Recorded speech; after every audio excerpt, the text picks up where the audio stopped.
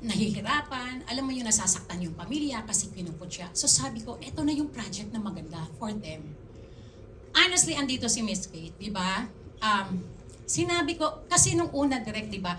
Ang ginawa namin dito ni Direk, bago namin to binuo, humingi kami ng tulong sa DISAPI, Down Syndrome Association of the Philippines, Special Olympics, Best Buddies. Nakipag-meeting kami lahat sa founders, sa presidente, kasi gusto namin, gawin namin ng tama tong pelikulang to.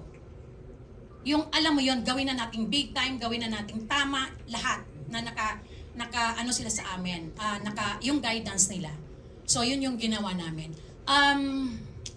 Honestly, to be honest yung pagkakita ko, ang unang pumasok sa akin, yung mga bata, yung kapakanan nila.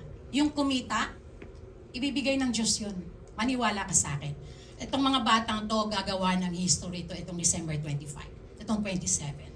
Ang galing-galing nila, kayang-kaya nila, Tita Astor. Kaya please lahat kayo dito, wag na hindi nyo to panunuorin. Dahil akala natin, hindi nila kaya, nagkamali po tayo.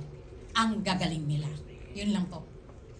Thank you, Ibiang. Direk, it took you 11 years para mag-materialize yung project na to. Of course, everybody knows 2017, you made such a big impact yung ginawa mo yung Kita-Kita. So why only now na parang although I'm sure this di pa man namin napapanood ito, kakaiba ito sa mga nauna mo nang ginawang pelikula.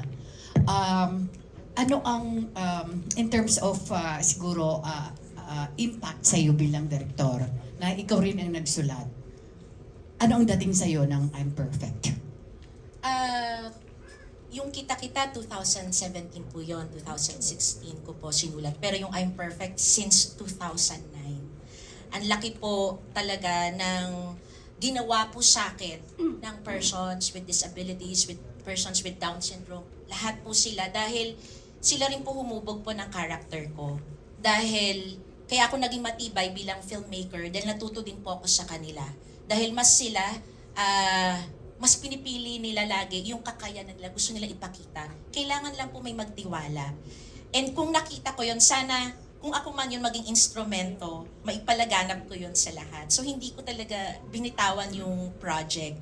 I know it's a risk of course for producers, pero talagang noon pa man sabi ko sana lang bigyan ako ng tamang producer na may ganito ding passion, nang hindi gagawing, alam mo yung baka ibahin, kasi naintindihan ko po yung sabi niyo po na, syempre, aminin na natin, mahirap po talagang kumita pag yung, ang artista niyo po ay hindi naman po may pangalan, aminin po natin yan. Pero, sana po, yun yung hinihiling ko na sana yung producer makakuha po ko ng same passion ko rin po talaga. Dahil, ayoko pong magamit sila.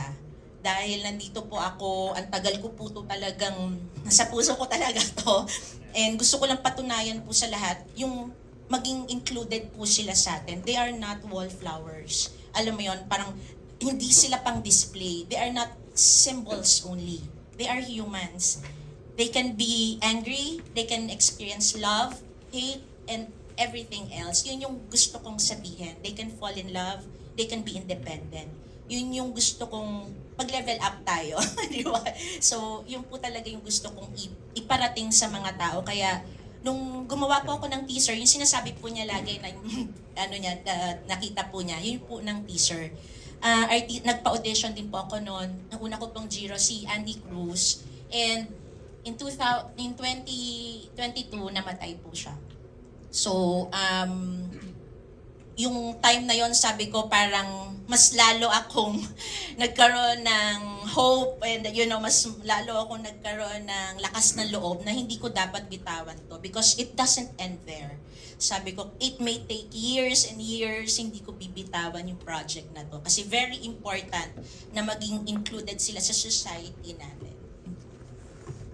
Thank you, Direk. And lastly, to the rest of the cast, of course, Vika, si Sejan, Tonton, LT, Janice, Sylvia, Joey, Joel, and Mike.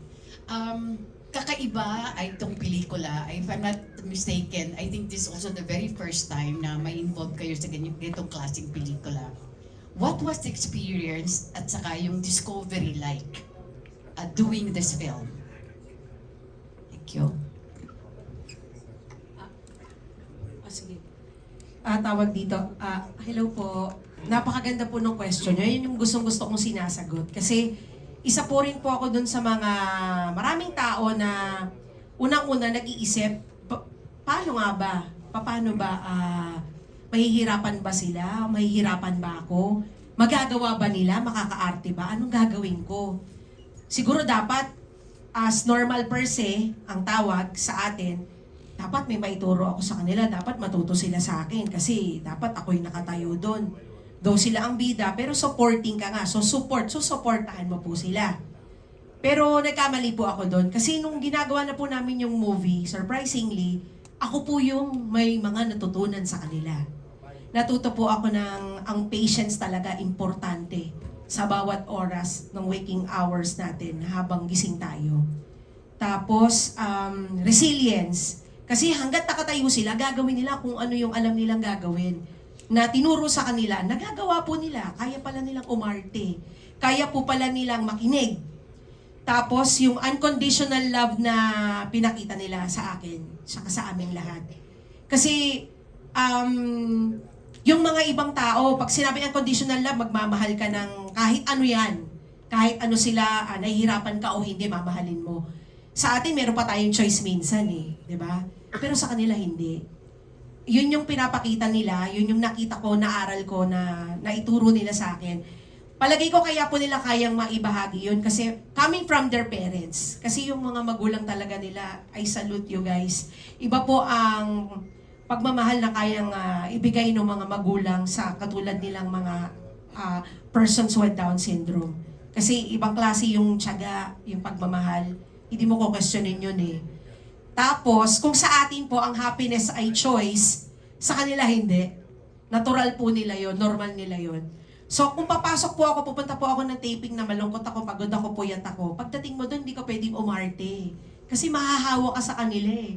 Lagi po sila nakasmile. Lagi po sila, ay, Tita Viveka, Tita Viveka. Unang araw lang po yung Tita Viveka. Pero, the rest of the months na nagtitaping kami, hanggang ngayon, Yaya V ang tawag na nila sa akin. So kahit saan po kami magkita, maraming tao, Yaya V, Yaya V, no po. Kasi ganun lang sila. Hindi nila iniisip yung kahit ano. Yun po yung mga natutunan ko, nakakatuwa. Kasi baliktad, ako po pala yung may matututunan. Thank you, Viveka. Mike. Mike, ikaw. Hello, yun nga, when I first encountered the script, nung binasa ko na siya, it took me 3 days to read it. Hindi siya mahaba, pero every scene, it hits me so hard. Ang very, ano siya, very totoo at heartfelt. Kumbaga, iyak ako ng iyak nung for 3 days na hindi dahil malungkot siya, pero you will feel the spectrum, all the spectrum of emotion sa lahat ng mga scenes. And nung dumating na ako sa set, hindi ko alam na, kala ko ano lang to, work lang to. Yung pala ito pala yung way ni Lord para sampalin niya ako na ito yung meron ka matututunan dito. Merong aral sa proseso ng paggawa ng pelikulang to. Meeting all of them made me realize na lahat ng tao ay pure at mabait sa mata nila.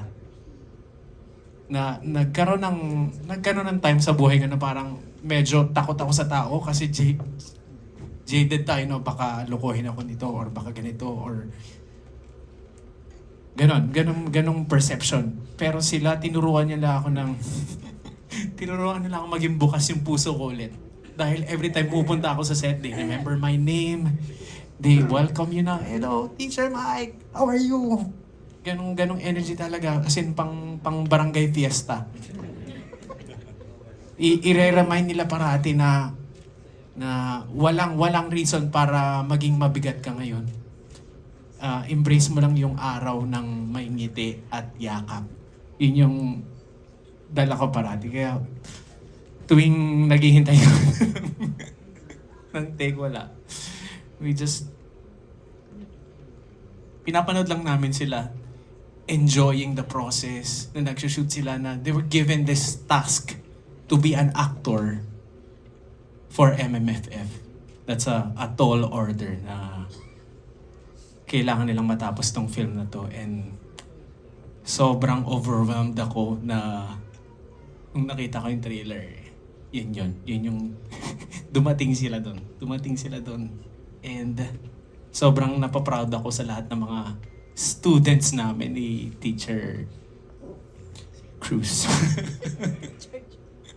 Yun. Thank you, So, Mike. yun. Salamat. Joel?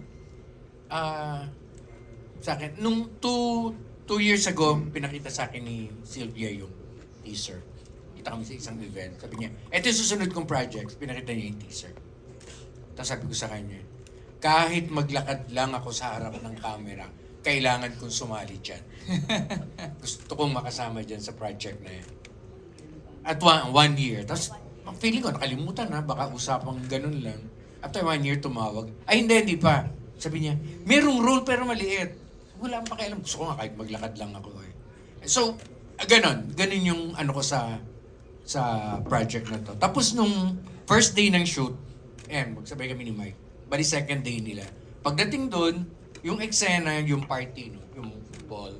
Tapos, nakabihis silang lahat. Ang gaganda, ang puporma. Pinakilala isa-isa, tapos yumakap sila. Tapos wala, umiyak lang ako ng umiyak. Hindi ako makapag-shoot. Hindi ako makapagtrabaho. Totoo yung sinabi ni Mike, no? It's the pureness. No? Yung ang saya ng mga taong to, parang ang linis ng kaluluwa, parang sa pananaw nila, napakaganda ng mundo. And how I wish you can share that joy, that pure joy. No? Hanggang ngayon, makikita namin, aakap, and wala, ang saya lang. And salamat, Sylvia. Salamat, Sigrid, sa kwentong ito. At ulit, panoodin ninyo, promise, panoodin ninyo. It will make a lot of change in your mind. Thank you, Joel. Tama ba ako? Nag-exercise sa umaga? Bago mag-start, direct? Tama ba? May ganon? Dancing? Yes po. Not only in the morning, it's really the whole day. Pati the senior cast? Yes po. Wala silang Kailangan. choice. Kailangan. Gusto ko rin magpa-thank you, no? Hindi lang po sa cast and my staff also. Kasi very important sa kanila. Siyempre, guys, these are first-time actors. So, yung workshop ko, from kung paano maglagay ng lapel, paano hindi tumingin sa camera, paano ang actor's cue, paano ang continuity, paano ang marker, paano from the top. Can you imagine? Lahat yon natutunan nila. Wow. So, of course, syempre, aside from that, yung strength nila, dahil hindi naman lahat sanay sa shoot, diba? So, they need to be disciplined. I treat them as actors. So, ako yung disciplinarian, siya ang spoiled, taga-spoiler. Oo, medyo nauuto siya. So anyway, so parang ako yung disciplinary. I want to treat them as actors. And gusto nila yon eh. In fact, meron akong isang actor na si Carl, gusto niya mag-direct. So, kinuha ko siya as assistant to the director. So, he knows already the call sheet. He knows how to remind the actors. Wow. Yes, so ganon. So important, pero kasi yung strength nila nanggagaling lagi sa sayaw. So kapag nanghihina sila, kailangan pong sumayaw talaga. Okay. So hindi lang po siya sa umaga, sa kailangan namin ng exercise sa umaga, pero every after ng take, kapag good yung take ko, yun ang reward. Depende kung 3 sayaw, 4 na sayaw. So minsan syempre hindi naman napapagod din po yung director. Opo, napapagod din po ako. So, natutuwa naman po ako sa staff ko at saka sa mga fellow actors nila na sub. So, next naman sila naman yung sasayaw. Galing. Yes. Exciting. Okay, we continue with the lessons. So your takeaway nyo, no, from accepting this project. Zijan, ikaw naman. Ako po yung experience ko nung nakatrabaho ko sila. Honestly, noong una, sobrang nahihirapan ako kasi bilang kapatid nga ng isang may person with Down syndrome, di ko alam kung paano ko siya atakihin. Pero gusto ko lang din i-share yung unang-unang pagkikita namin ni Kuya Earl. Parang pagkakita ko sa kanya, pagkapasok ko pa lang dun sa room, tinawag niya na kagad ako sa pangalan ko na Ryan, hindi Zijan. Like nandun na kagad yung connection na para bang patagal na kami magkakilala. Kahit po si Cristel, si Jessica, nandun na rin yung closeness namin kasi sinasabi niya sa akin palagi, uy, pinapanood kita dati sa May Bukas pa, si Sandino, ganyan. Na ngayon, magkatrabaho na tayo. So, parang nakakatabaho ng puso na nawala yung pag-aalinlangan ko sa sarili ko na paano ko ba gagawin to. Parang sila yung lumapit talaga sa akin na, kasi, gaya nga po ng sinasabi nila, hindi naman sila natural born actors at first time din nilang gawin tong ganitong pelikula. So, mahirap talaga ituro agad-agad. Mahirap ituro basta-basta, pero madali nilang napipick up yun. At extra work rin sa akin off-cam kasi nga po, bilang magkapatid, kailangan na makita kagad na, okay, sa on-screen makita kagad na, okay, magkapatid sila, meron silang ganong relationship. Pero hindi po ako nahirapan na mag-build ng ganong relationship kasi sa set nga ako lang yung pinakabata. Kami yung lagi naglalaro, pagsasayaw sila, sasayaw din ako, ganyan. Parang kami po talaga yung magkaka-jive. Tapos, in terms naman sa eksena, honestly, mahirap talaga dahil minsan mahirap yung hindi sila nakakapagsalita na maayos, paulit-ulit sa audio, tsaka maikli yung attention span nila. Minsan, kailangan yung instruction ni Direk biglang nawawala sa isip nila. Pero, mas lumawak yung pag-uunawa ko, mas humaba yung pasensya ko kasi mas naiintindihan ko sila na okay, kaya natin tong gawin kahit nagkakamali tayo, kahit paulit-ulit lang, basta matapos natin to. Parang tapos nung pag nakita mo yung eksena, sobrang magical kasi may mga, ayun po, nagawa namin. At may, yung lagi ko pong sinasabi din na first take hindi nila gagawin. Susundin nila instruction ni Direk. Tapos second take, meron silang ibibigay na sarili nilang interpretation. So magugulat ka na lang at makikita dun sa camera na okay, raw yung reactions namin, na nakakagulat talaga na kaya nilang gawin yun, na may mabibigay pala silang ganun. So sobrang ang saya lang po sa puso ko na makatrabaho sila. Yun po. Thank you. Ton? Yeah.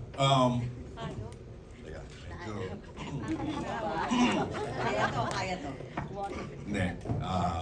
Hindi, una-una, I'd like to take this opportunity to thank Nathan Studios, Sylvia, for this opportunity na to be a part of this movie. Gaya nga ng sinabi ni Sir Joel kanina, si Biang one day called me.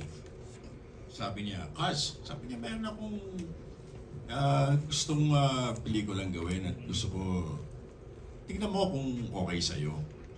O sabi ko, okay, sige, tingnan natin. Sisend ko sa'yo yung video. Sabi ko, o sige, send mo sa akin. Sinend niya sa akin. After namin mag-usap, pinanood ko. Tinawagan ko siya ulit. Okay, game. Sama ako dyan. It's an advocacy na sabi ko sa kanya, kung ano man yung advocacy mo, I want to be a part of it. No? Tapos, malaki yung perception. Siyempre, nung una, iniisip ko sa mga person with Down syndrome, pagka nakikita mo sila, di ba, kakausapin mo sila na, ay, kumusta? Yan, ganito.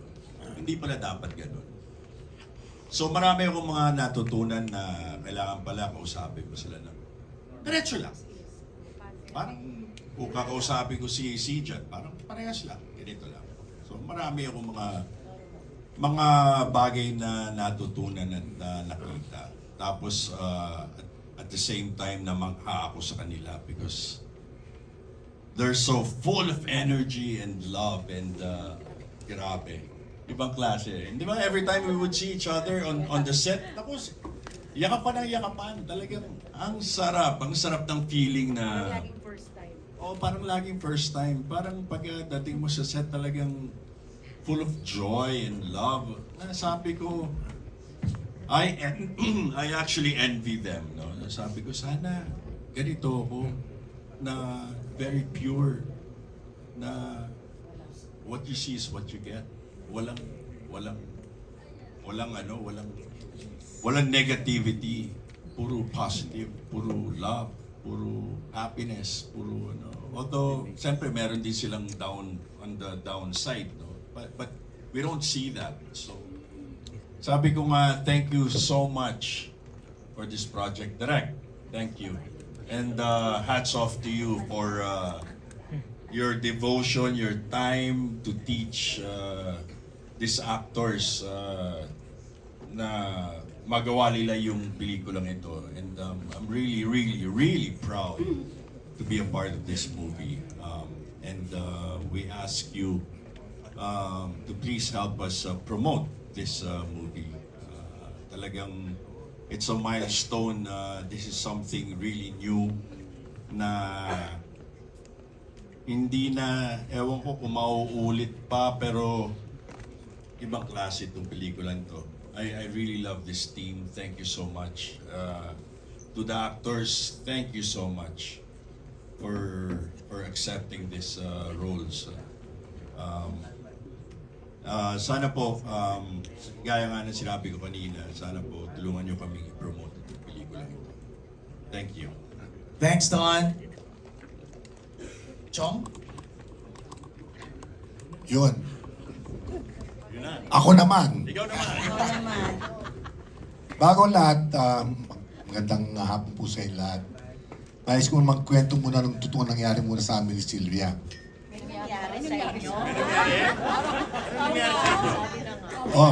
Naging bahagi bago natuloy ito. Yan. Correction.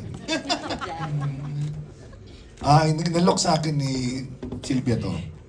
Kada taon na marami akong ginagawa. Pa-schedule siya ng pa-schedule. Patas ako ng patras, hindi pwede. Hanggang sinabi niya sa akin na, sige, walang yaka, tatanggalin na lang kita rito. Isa lang po sinabi ko sa kanya, subukan mo magsasabunutan tayo sa kalye, sabi ko. Dahil gusto kong gumanap dyan, dahil gusto kong ma-experience kung paano. Kidding aside, alam mo, dito nakita ko ang isang bagay na nagpalino ng aking isipan. May kasabihan sa Biblia na nakita ko sa Biblia nga po, nasabi sa akin. Ang sinasaad, the hands that moves is more holier than the mouth that speaks. Mas maganda na ang taong gumagawa ng mabuti kaysa nagsasalita lamang. Ang palang balat kayo. Sa pagitan na to, pag-isip-isip ko sa unang mga intensyon ko sa isipan, ang tanong ko parati, marami rin sa atin nagtanong parati, kaya nila? Baka hindi kaya. Parating negatibo ang nasa isip natin. Aminin naman natin o hindi, dahil naging experience ako yun.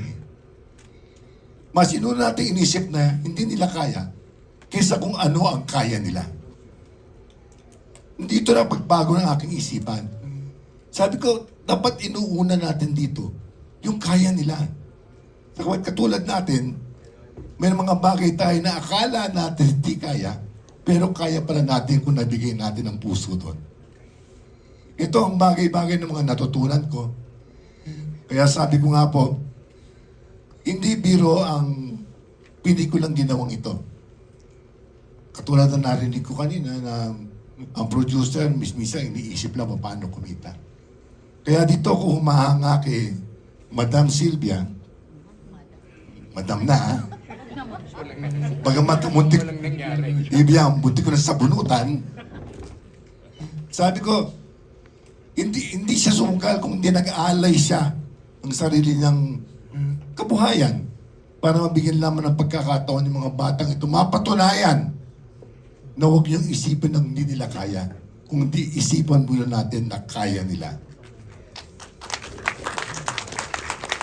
Kaya po sa pagkakataong ito, alam nyo, experience ako sa mga pagkakataong ito, ako po'y komedyante.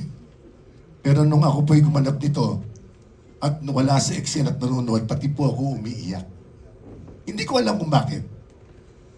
Dahil nakita ko na yung mga pagkakamali ko palang perception sa kanila ay isang kamalian na dapat na hindi natin iniisip ng bawat isa. Let us just make this world a beautiful place for everybody. Sa lahat ng may kapansanan, sana po bigyan natin ng tsansa na masabi sa kanila, kaya nyo to. At sa lahat ng manonood, hindi dahil sa binayad nila, kundi sa pagpapakita sa mga batang ito na kaya nila na gumanap na kahit ano na ibibigay nating chances sa kanila. Lamang po. Thank you, Chong. LT?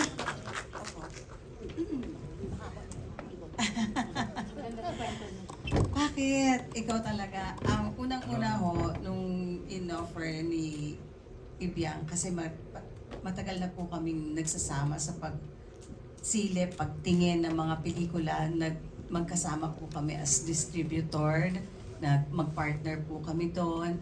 So kahit papano, nung ito din ang gagawin, itong pelikula na to, so sinabi ko sa kanya na may mga pelikula kami kasi hindi natutuloy na kaming dalawa. Pero ngayon, finally, ito nga yung natutuloy, na natuloy. At meron din naman po akong konting tinaya. Okay. Gusto ko lang sabihin na yung TFO ni LT. As part of investment, then investor ng konti lang po dito sa pelikulang to, because naniniwala ako na talagang ito ay merong tusok sa puso ng lahat. Yung storya, yung pagiging yung experience with them. Unang-una rin kasi katulad ni Sylvia, meron siyang mga kaibigan, relatives, at siguro naman din po tayo may mga kaibigan, relatives. Ako din po, meron po akong kapatid with autism and retardation. At alam ko po yung sinasabi ng lahat na nakakahiya, yung maraming experiences. But para sa akin, yung experience ko with the actors here, yung pinaka very true, totoong-totoo, very pure, at saka very being kung sasabihin natin sa pagiging isang aktor. Yun ang talagang sinishare nila sa amin lahat. Yung pagmamahal, yung lahat ng positive nga, o hindi mo mararamdaman na kung kahit na meron kang problema, pagkasama mo sila, puro yun happiness at joy lang ang ibibigay nila sa iyo. So yun din ang nangyayari sa amin kapag kasama namin sila. Kaya nagpapasalamat ako, naging parte ako ng isang pelikula na ganito. Meron din kaming, marami din kaming mga pinagsamahan na iba pang mga pelikula na lagi nga ang Nathan parang naging tatak na rin nila na talagang kahit na yung ibang klase ng tema ng pelikula ang kaya at gagawin at ipuproduce lamang nila. So isa ito sa palagay ko na pinaka-unang-una na magbibigay ng magandang tatak for Nathan Films. Yun. Thank you, LT. Janice?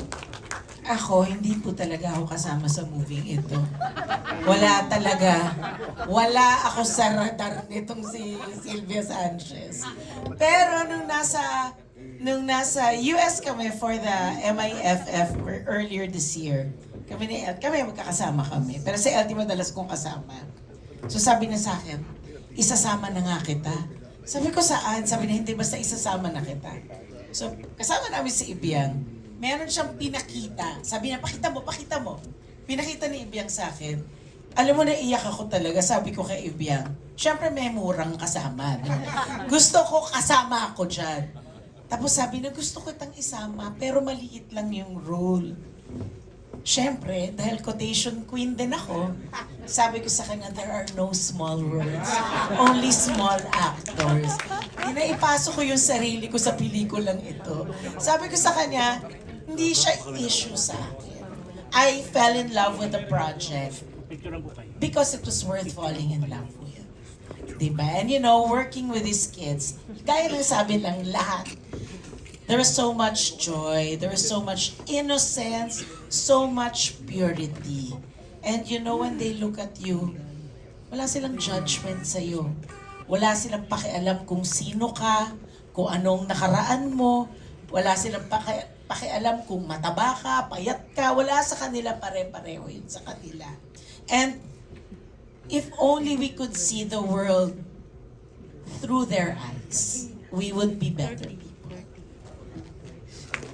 Gusto ko lang ikwento ha, kasi ito talaga, papasalamat ko kay MJ dito sa ano. Nasa Metro Manila Film Fest, MIFF kami last year sa US. Nasa hotel ako, nasa lobby, biglang dumating yung dalawa, sinusugod ako, sabi ni LT, Biang, eto na. Alam mo yung mukhang mga sanggan. Biang, eto na. Sino? Si Janice na, dun sa ano, sa Yaya.